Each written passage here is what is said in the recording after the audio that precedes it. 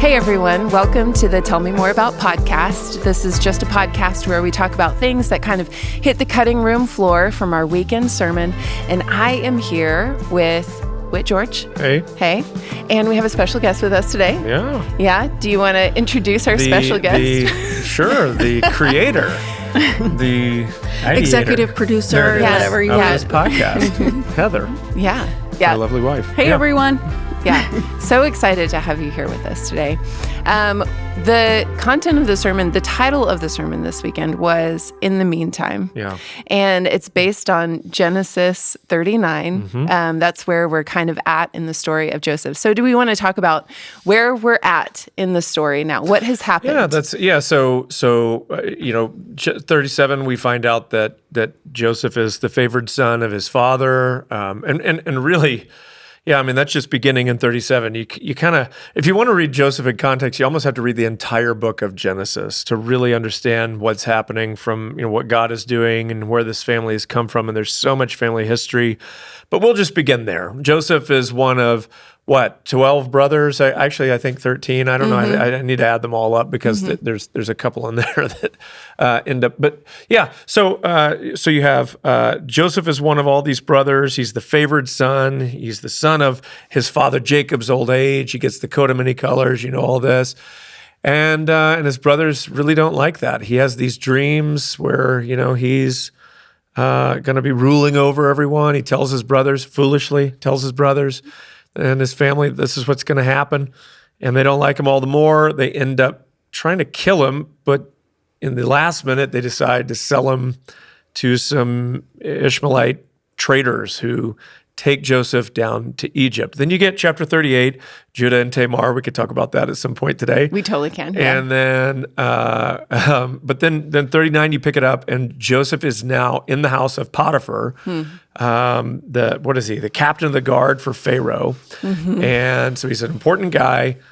Joseph is in his house, and it says over and over again, in fact, 8 times in Genesis 39, that the Lord, Yahweh, was with Joseph and blessing him. And so Joseph, it seems like rises through the ranks of leadership, you could say, within the home of Potiphar. We don't know how long all of this is taking. We just know that happens. I think what's going on here is Joseph has some raw leadership gifts. I think that's part of the story of Joseph, is the development or the making of a leader. What does God do with this raw lump of talent or gifts, resources, you could say, to form him into someone who could lead at a high level for selfless reasons? And we don't exactly know. I mean, Joseph's dreams from, early on are kind of, they're like the fact that he's sharing them, it seems a little self-centered. Yeah, and he's at the center of these dreams. Yeah, exactly. Even if they are from God, there's kind of, he's in the middle of it. He doesn't have the wisdom to keep his mouth shut in a few places, but we see he has these gifts, and God is working in him and through him to develop. But just as he's rising, things go off the rails again. Potiphar's wife starts making sexual advances towards Joseph. He rejects her, and then she accuses him of trying to rape her. And then the end of the chapter is Joseph ends up being thrown in prison, and he starts to rise through the ranks of the prison. Same thing starts to happen. God's blessing him even there. Yeah. And who would say that Joseph ultimately is going to end up where he ends up? Because as a slave in Potiphar's house, there's not a lot of hope for him, even if he is rising in leadership and he's gaining influence. He's still hitting a dead end. There's only so high you can go. Your head slave is, it's a dead-end job. Where else are you going to go? I mean, you're fine. You'll live your life, but then even lower into prison. Right. So, that's really interesting. So you titled the sermon, In the Meantime. So there's the reality of Joseph's story, but the things that you shared this weekend were pretty personal. So how did these two streams kind of come together in your sermon prep? Yeah. Yeah, I mean, immediately, is when we started sitting down to talk about the sermon for this weekend, I knew this was going to be a really personal sermon for me, because so much of what's happening here, and this is why I wanted Heather to be here, is my story. It's our story. it is in so many ways I can relate. It's like God taking someone who was raw and unrefined and taking them through a long stretch of getting them ready.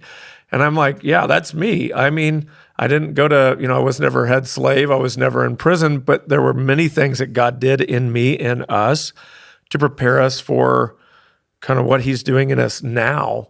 And so, yeah, the in the meantime idea is just the thought that what do you do when you're not where you will be, but you're not where you were? You can't go back to where you were, but also you can't press forward into your future. And then this also just influenced, honestly, by people in my own life. My oldest daughter is in a spot where it's just like she's graduated high school, doesn't know what the future holds, kind of stuck in the meantime. What do I do in this middle place? And we don't know how long that's going to be, and she doesn't know how long that's going to be. But it's like, what do I do here? And the thought that I'd had was just that God does, I think, some of his deepest and most significant work in a person's life in those really uncomfortable middle, in the meantime kind of places. Is there anything that either of you would want to share about that, like inner work that God did in that meantime space? Because you did talk about how we can have confidence that God is working behind the scenes, even when we can't see it, even when we can't necessarily feel it.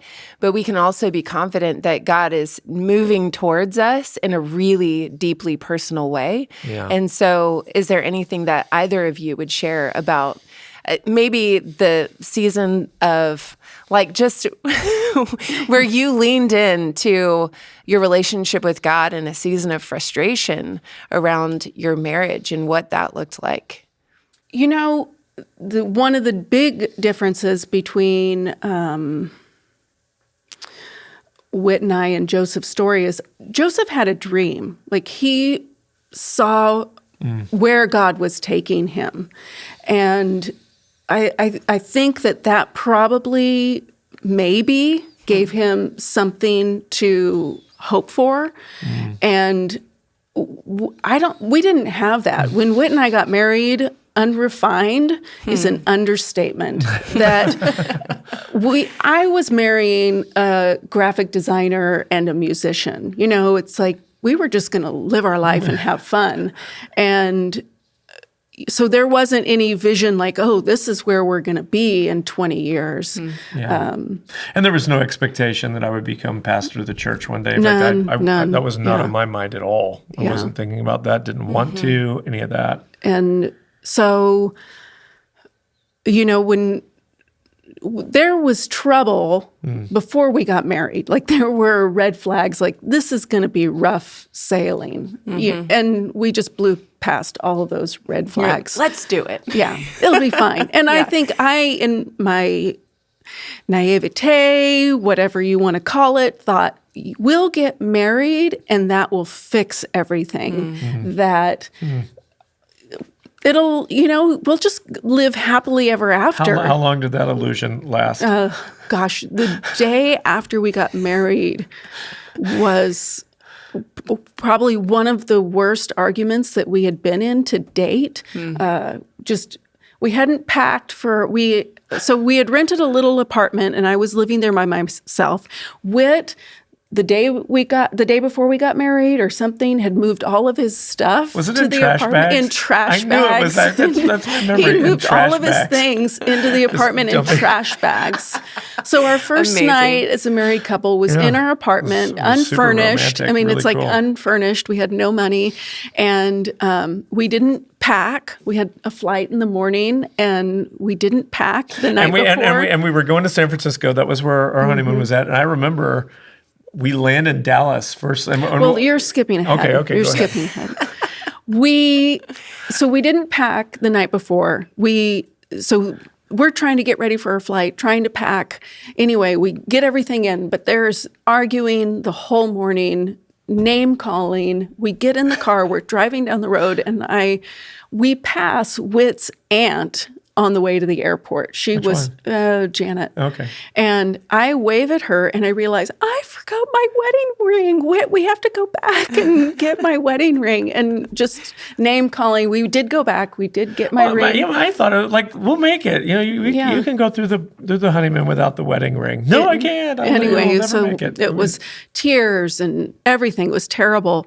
And we get on the plane, and I am so just worked up. I actually threw up in one of those seat barf backpacks. bag. Yeah. Yeah. So there was a kid from 180 sitting in front of me. We didn't know. And later his mom told me, yeah, my son was in front of you. And she said that, and he said that you threw up and blah, blah, blah. I'm like, oh my gosh, of course it starts this way. But that was like the rude awakening. Like, this isn't going to be rainbows and roses. Yeah, I think this is very instructive maybe for some young couples out there who aren't married yet. Do a little bit more work beforehand. It doesn't fix everything to just get married and go for it. Yeah. So where were we? Yeah, what was your question, Casey? So it was more about like the inner work that happened in the two of you in that season, specifically, I think, starting with you, and then that made way for God to work in Whit, and just the idea that sometimes our lives, just the way that we live, is kind of a sermon in and of itself. Yeah. And there's this element, a desire for control that we have to give up when it concerns our spouse. Yeah. And leaning into God. I think, so I had all of these expectations of what a husband should be, what a marriage should be, and I didn't even know that I had necessarily expectations. I had not vocalized them in any way, or I don't remember vocalizing them, but realizing Whit wasn't going to meet those expectations. And then even beyond that, realizing that Whit wasn't going to be the one that was going to make me happy. That I just got to the point where I was like, I can't expect this from you. And it was, and it wasn't spiritual. It wasn't like, oh, well, I've got my hopes set on the wrong person. So it wasn't necessarily spiritual. It was just a realization of this isn't working out the way that I think that it should. And realizing I needed the Lord. Like, I'm not going to get through this without the Lord. And so it was just me,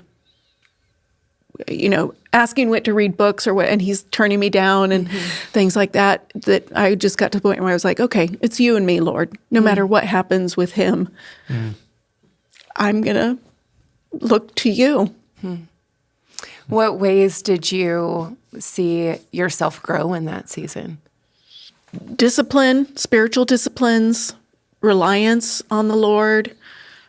That was a season where I was like, I'm putting the Lord before everything else. And that was, reading my Bible, developing a prayer life, getting up every single morning before my kids, and just, there were so many practical and physical things that I learned during that season. Yeah. I think there's something about learning, like cultivating an intimacy with the Lord and getting familiar with his voice that happens in seasons like those. Yeah. That's helpful for where God is going to take you in the future. Yeah. So I want to ask you, Whit, where did you begin to sense that God was calling you into a season of formation? Is there anything that you saw in Heather that kind of made you kind of perk up and take notice, I guess? Well, I hate to say it, but no. Not that I can think of. And it's not that those would not be things I would have paid careful attention to. So I'm more the person. She's going to be hyper aware of me and what's going on with me and what's around. I'm the person that's just going after what's in front of me, what I want to do. So more of my journey came, and my kind of in the meantime season was really more related to work and my relationship with my dad. And that was where, for me, and there's a lot of personal stuff that went on as well in my own kind of journey. I don't know, I was probably 30 years old when started to really understand that I needed the gospel. I needed Jesus, even though I had always been, a Christian from the earliest days of my life. I realized I was religious. I realized a lot of things happened over, a season of time. But a lot of that was coming through the sort of discipline I was learning as a leader. When you work for someone for, 25 years, like I did with my dad, and it's family too, and you're both really strong people, and you have to learn to submit again and again and again. And what's interesting is looking back now, it's easy to go, well, I was wrong and I should have submitted, or, oh man, I can't believe but in the moment, you don't feel like that. You feel like what you're seeing, what you're feeling is right and just. And literally the room that we're recording this in right now is a room where we met every week just about for many years.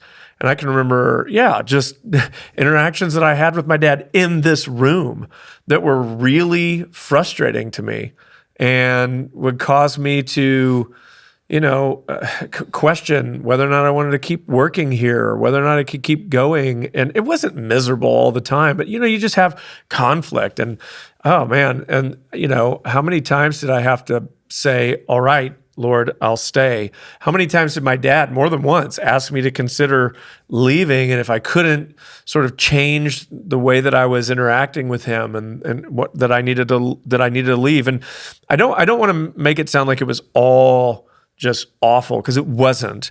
But there's enough of those. Again, you just get two strong-willed people together, butting heads. It's tough. And so, having to swallow your pride and show back up again and say, I'm here. I'm going to serve you, even if I think you should be doing this differently. And I think that's one of the things that leaders have to learn, is that I think it's one of the main lessons that God will take anyone through, is that you have to learn to obey even when you don't agree. Obviously, there's a place where we cross a line morally, and I'm being asked to do something more. That never was even close to the case here. But there are times where it's like, I disagree with how you're doing this, or I disagree with what we're doing. I think we should be doing this or that. And that God will say, submit. And oh man, learning to lay your ego down and your perspective down and say, I'm following you. Not just Lord, but you've put me under this man. There were many times I thought to myself, God, you could have, if you wanted to, reverse the birth order. I could have been first, but you didn't. I'm here. I kept reminding myself, I'm here for a reason.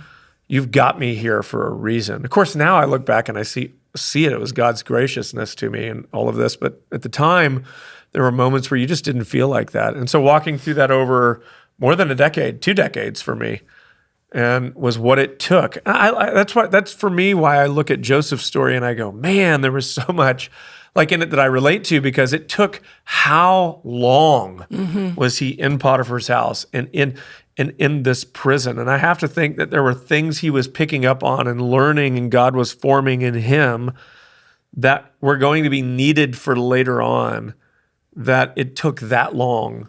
And some of us are just really hard-headed. And it takes a while. And so anyway. Yeah. It reminds me of something you said in this weekend sermon, where you talked about how God is more interested in who you're becoming than what you're going to accomplish. And I see that in both of your stories, where you're submitting to the process that God has you in, and he's teaching you things that you're going to need in the future, but he's also working things out of you that aren't going to be helpful for you wherever he's leading you to. I think that's really good. The question that I would have personally out of that is, it's one thing to like kind of learn from a person and have that impact you, but and this is just maybe for me personally, but I'm curious, how did that change the way that you interacted with God? Well, yeah, so I started to see God as beautiful and not just useful. I can pray and you will hear my prayer and meet my need. I started to realize that God is beautiful, like he's worthy of pursuit. But even in my own, even now, it's like the way I'm wired up, I'm not, so much of what I love about Keller is just the way he talks about God makes so much sense to my mind. I love God more through my mind and she does through her heart. So all the relational stuff that she'll talk about is like, that's awesome. I struggle to feel all of that. I do at times, but not on the regular. I don't have that kind of control or in touch with my emotions in the same way. But I love seeing how it all makes sense and how God, and that awakens, interestingly, it's like I get to my heart through my mind. Yeah. I think about God and I feel now toward God. But if I just start with trying to feel, it doesn't often work. So anyway, yeah, Keller was huge for that. And more from a philosophical abstract point of view than a like a practical wisdom point of view, which is more of how he teaches anyway. So that started to change me. Man, Yeah. That's the book King's Cross, or now called Jesus the King, was huge. Yeah. When that first came out, I read the whole thing or listened to it, and that was massive. such a for good me. book. Yeah.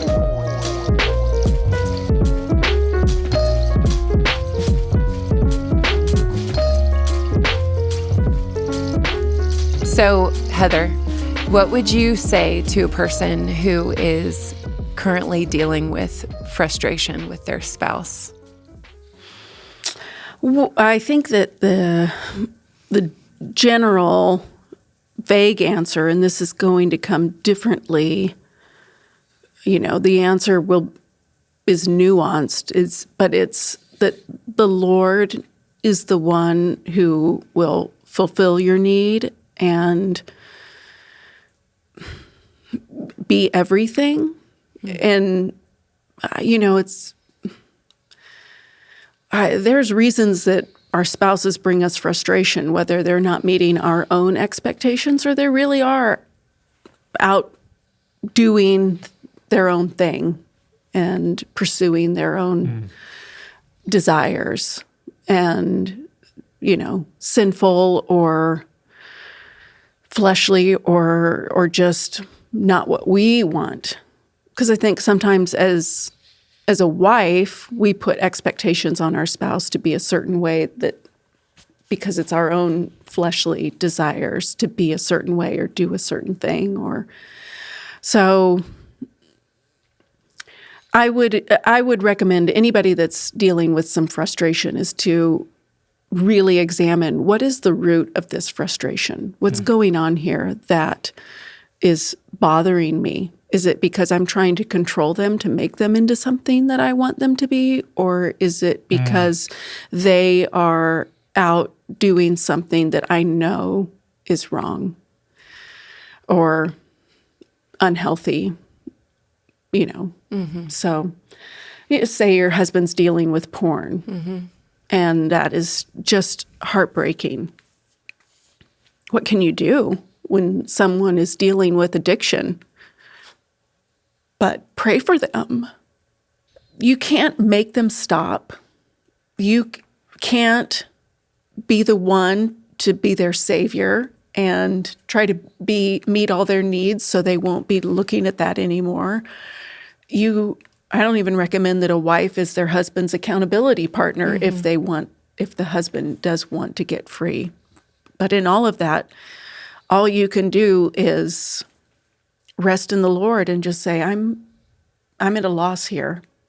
I'm devastated at a dead end, and you are going to have to be the one that fixes this. But this is the thing about relationships. To be in man, it's a fascinating world we live in because we're increasingly independent, and the world sets us up to where you can have sort of you can have sex without the intimacy. You can have connection or some type of connection without real relationship, right? There's so many opportunities to kind of get your needs met without actually having to be in relationship with other people. But there is something powerful about being in relationship with a spouse, or like even in my case with me and my dad. The part of the struggle of a relationship is that you can't fix, change, force things on other people, and so it creates these constant like you're bumping into barriers, and that's frustrating, and all you can do is then turn back to God and, oh my goodness, like what He can do in you. That's why part of what I was saying at the beginning around embracing your season is rather than lamenting all of that, what if you leveraged it and said, all right, I can't tell you how many times I would come home from work and it would have been maybe a frustrating day with my dad or whatever, and I'm having a conversation in my head and allowing, I can either allow that to just like dominate the rest of my night, and all of this just, I'm there, but I'm not there. I'm just constantly arguing with him in my head, what I wish I would have said, what I will say next time, all that stuff. And what I eventually learned to do is to like shut that down and turn to the Lord and say, I can't fix this, or I'm frustrated, I'm giving this to you. And those thoughts 10 seconds later would be right back in my head again. I have to go through the same, I'm giving this to you, eventually till that voice quiets down. But I learned something through all of that. Like, I not just learned something, I became someone different through all of that. And like that's the opportunity in all of this, is that you're going to hit, because that's life. We're just so limited in our perspective. I think if we could organize our world and circumstances the way that we want, it wouldn't be good for us. And so part of being in a covenantal marriage relationship, or even in a covenant community like a church, is like the best thing for you is maybe to run into adversity, because it's in and through the adversity that you will become the kind of person that you never could have been had you not run into the adversity. I would say, think of which biblical leader, character, anyone that you read about from Scripture that did anything significant for God, and tell me about their story and show me where they had no adversity. Show me where they didn't walk through anything, where it just kind of worked out for them. And it's like, do you think, like even Christ? I mean, maybe especially Christ. Yeah. And so, yeah, if it went that way for them, how much more for you and I?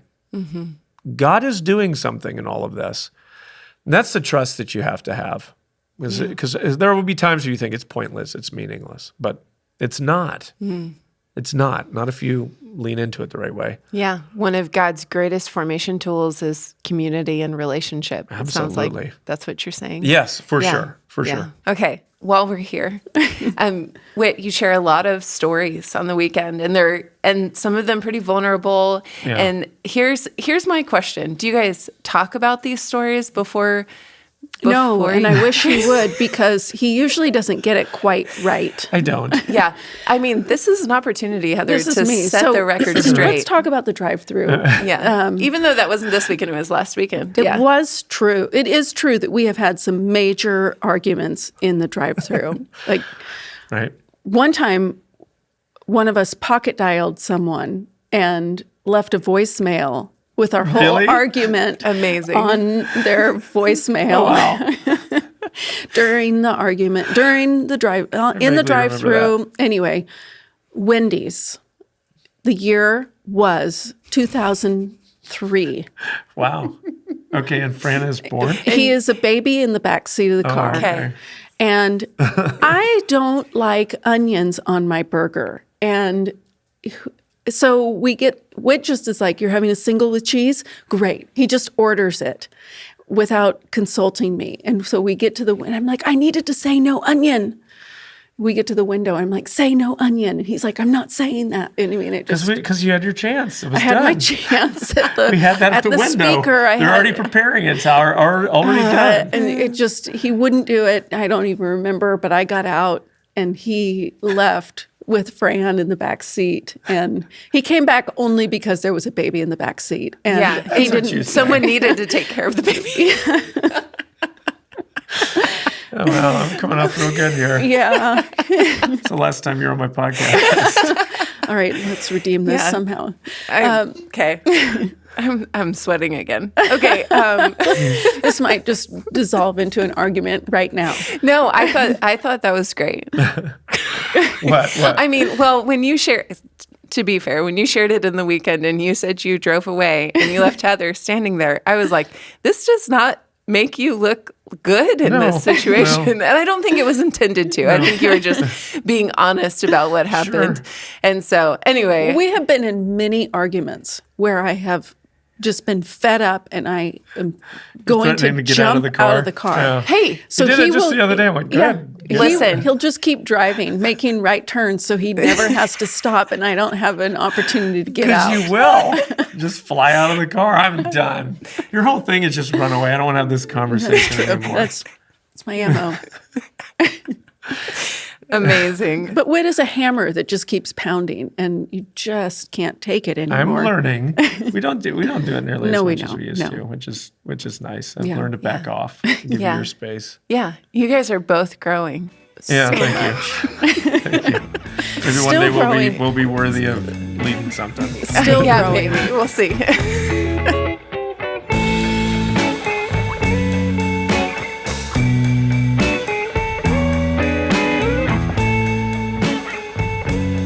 So after talking about Joseph this weekend and him being in Potiphar's house, and there's so many themes of him being aware of what Potiphar needs, stewardship, and I think that ties into a lot of what you were even talking about with your dad in that season of growth, and just the idea that Potiphar didn't worry about anything in his house besides what he was going to eat. And I think there's something that's kind of instructive for us about what it means to become a good leader. What would you say to somebody who feels like they do have a God-given desire to lead? Yeah. A few things. One, I would say, be patient. Don't buy into the kind of quick success sort of lie or perspective of our kind of current culture, which is you can do it now. Occasionally, someone is thrust into leadership at a young age and does well. But more often than not, and even in those situations, there's some lessons in life that just you have to be willing or have to have gone through some stuff. In fact, a lot of times the people that I see who are ready to lead at an early age are people who have suffered a great deal. There is something about suffering and difficulty that does produce in you a maturity. If you haven't been through that, then it can take longer. In my case, it took 25 years. And I was leading behind the scenes in many different ways, but to where I am now, 25 years at least of just development. And by the way, I can tell you that the amount of times my dad sat down with me and said, "Whit, I want to talk to you. I'm just want to spend some one-on-one time with you, just talking to you about leadership and how do you lead." Zero. That never happened. So don't get it in your head that somehow that's what it's going to take. That somebody,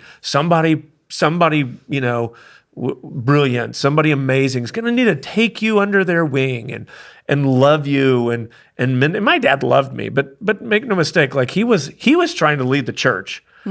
It was my job to figure out what was going on with him. He spent no time coming over to me going, "Whit, I want to mentor you right now." Like he would instruct me from time to time, but it was usually because I'd screwed something up or whatever. But yet I learned so much. I was serving someone else. And that's why I would say be patient. It's likely to take longer than you think it should. You're probably going to think you're ready far sooner than you you actually are ready. I would say emphasize or give more value, weight, whatever, to your calling than your ability. So calling is, where has God placed you and who has he placed you with? Give that so much more weight. Think about that more. In other words, where has God placed me? And really understand it spiritually. God has sent me here. How many times did I want to leave, but I felt I was not supposed to leave? Huge. It's not so much about, do I feel ready? Because if you'd asked me when I felt ready to pastor the church, I would have told you that I could have done it in 2005. I was nowhere near ready in 2005. There was still, 12 more years of development. You're laughing. You shouldn't be. Well, I guess you should. But right, there were still 12 more years of development that needed to take place. Yeah. And I thought, I remember when my dad had me first preach, I think it was 2005 maybe? Yeah. 2006, somewhere in there. I remember thinking, I'm going to be so good at this. People are Right away. People will be in awe of what I can do immediately. And it They'll was just so come not to the case. your dad and say, hand it over now. Yeah. He's Pastor Willie, he's so good. You've got to give him the church. But that's what I thought was going to happen. I thought they've heard this guy for so long. I'm going to be like a breath of fresh air in this place. I was such an idiot. But that's literally what I thought. I did not realize, like, if you told me, if someone could come to me and say, oh, you got 12 more years, buddy, before you're even close to being ready. And even then, when I was handed the role of pastor, still had so much, and I'm still being developed, but all that just to say it takes so much longer. So you really need to submit to your calling. Where's God placed you? And give that so much more value in your decision-making process than what you think you're ready for. Don't leave a place. Here's the other thing. Don't leave a place just because you think the leader isn't great. It's the other thing about it. And that's the thing about Joseph's story. Where in any of this, do you see Joseph in a really great situation? Do you see him working for a great leader, someone who really has his best interests in mind? Oh, we have all these ideas that somehow if I'm going to really flourish and grow, that God's going to need to put me, I need to be in a place where people see me, where my gifts are seen and valued, and where someone's mentoring me, and I've got a development plan. I'm like, welcome to the real world. Yeah. Almost no one gets that. And if you do, praise God, but most everyone doesn't. And that, don't use that as a crutch or an excuse for why you're not developing. You can grow without that stuff. Joseph did it. Yeah, And he rises through the ranks in prison. Yeah. And he has so many leadership qualities developed in like the lowest of the low places. That's it. And it's often the adversity and the conflict that can do it. And so if you run away from that, I think you're short-circuiting what God can and wants to do. Well, or rebelling against it. When you contrast Joseph with the Israelites when they were led out of Egypt, so that's later in the Bible, and a couple chapters later, Joseph, Joseph was submitted to his leadership. He was just like, here I am. What am I going to learn? And we know that because of how he treated Potiphar's wife. Yeah. He's really, there's all this interesting language in chapter 39 about who belongs to who. And Joseph keeps saying to Potiphar's wife, who is not named, you belong to you're your husband's. You're off limits to me. And then when he says, I'm sinning before God, if I do this, he's recognizing that I belong and I belong to God. And if I do this, so there's all this interesting language of ownership and submission and where he fits in the whole story that he seems to really understand. And you just have to consider that going to a strange land, he had to learn a new language. It was just like I just imagine that he settled in, like, here I am, what am I going to do now in this situation? And he didn't know how long it was going to be. He didn't know it was a season that we can read now, but he didn't know how long it was going to be. So he just settled into, what am I going to learn right now? The Israelites, they never settled into it. They spent the whole time complaining, doing their own thing, building their own idols, whatever it was. You know what's interesting? And they died in that season. And they died in that season. They died in that season. They never made it out.